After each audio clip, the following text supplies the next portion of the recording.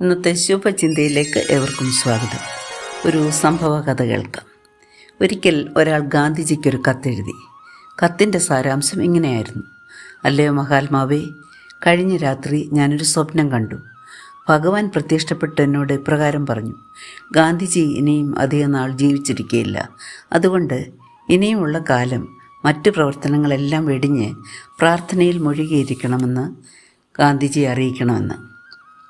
ഗാന്ധിജി കത്ത് വായിച്ച ശേഷം ഇപ്രകാരം ഒരു മറുപടി എഴുതി അയച്ചു: സ്നേഹിത, എൻ്റെ ജീവിതത്തിൽ ഒരു നിമിഷം പോലും ഈശ്വരനെ മറന്ന് അല്ല ഞാൻ ജീവിക്കുന്നത്. എന്നെ സംബന്ധിച്ചിടത്തോളം ജീവസേവയാണ് ഈശ്വരസേവ. മരണം അടുക്കുമ്പോൾ മാത്രം ഈശ്വരനെ വിചാരിക്കാവൂ എന്നാണോ താങ്കൾ കരുതുന്നത്? എന്നാൽ ഒരു കാര്യം മനസ്സിലാക്കിക്കൊള്ളുക: പിറന്നു വീണ നിമിഷം മുതൽ മൃത്യു അതിൻ്റെ ഇരു കൈകൾ കൊണ്ട് നമ്മുടെ കഴുത്ത് ഞെരിപ്പാൻ വെമ്പുകയാണ്.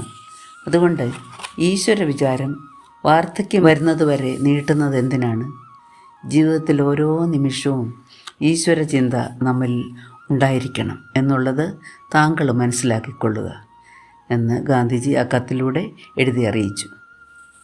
എന്താണ് ഈ കഥ നമുക്ക് തരുന്ന സന്ദേശം? എന്ത് കഷ്ടപ്പാടിൻ്റെ സാഹചര്യത്തിലും കറകളഞ്ഞ ദൈവവിശ്വാസം പുലർത്തുന്ന ആത്മാർത്ഥത നിറഞ്ഞ മനുഷ്യനാണ് സാക്ഷാൽ ദൈവസംപ്രീതൻ. യേശു യോർദാൻ നദിയിൽ യോഹന്നാൻ സ്നാപകനിൽ നിന്ന് സ്നാനമേറ്റപ്പോൾ, ഇവൻ എൻ്റെ പ്രിയപുത്രൻ, ഇവനിൽ ഞാൻ പ്രസാദിച്ചിരിക്കുന്നെന്ന് സ്വർഗത്തിൽ നിന്നൊരു ശബ്ദമുണ്ടായി എന്ന് വചനം നമ്മെ പഠിപ്പിക്കുന്നുണ്ട്. നമ്മെക്കുറിച്ച് ഇങ്ങനെ കേൾക്കുവാനുള്ള പവിത്രത നമുക്കുണ്ടോ എന്ന് നാം ഇടയ്ക്കൊക്കെ ചിന്തിക്കുന്നത് നല്ലതാണ്. ദുഃഖമാകട്ടെ സന്തോഷമാകട്ടെ എല്ലാം ദൈവത്തിൽ നിന്ന് വരുന്നതാണെന്ന് ദൃഢമായി കരുതുകയും എല്ലാറ്റിനുപരിയായി ദൈവ തിരുമനസ് ഈ ഭൂമിയിൽ നിറവേറ്റുകയാണ് മനുഷ്യൻ്റെ കർത്തവ്യമെന്ന് വിശ്വസിക്കുകയും വേണം. ഇതാണ് സജീവ വിശ്വാസത്തിൻ്റെ കാതൽ. ഞാൻ യഹോവയെ എല്ലാ കാലത്തും വാഴ്ത്തും, അവൻ്റെ സ്തുതി എപ്പോഴും എൻ്റെ നാവിന്മേലിരിക്കുമെന്ന് വചനം നമ്മെ പഠിപ്പിക്കുന്നു. നമുക്കും ദൈവത്തെ എല്ലാറ്റിനും എല്ലാമായി അംഗീകരിക്കുകയും അതിനനുസരിച്ച് ജീവിതം ക്രമീകരിക്കുകയും ചെയ്യാം.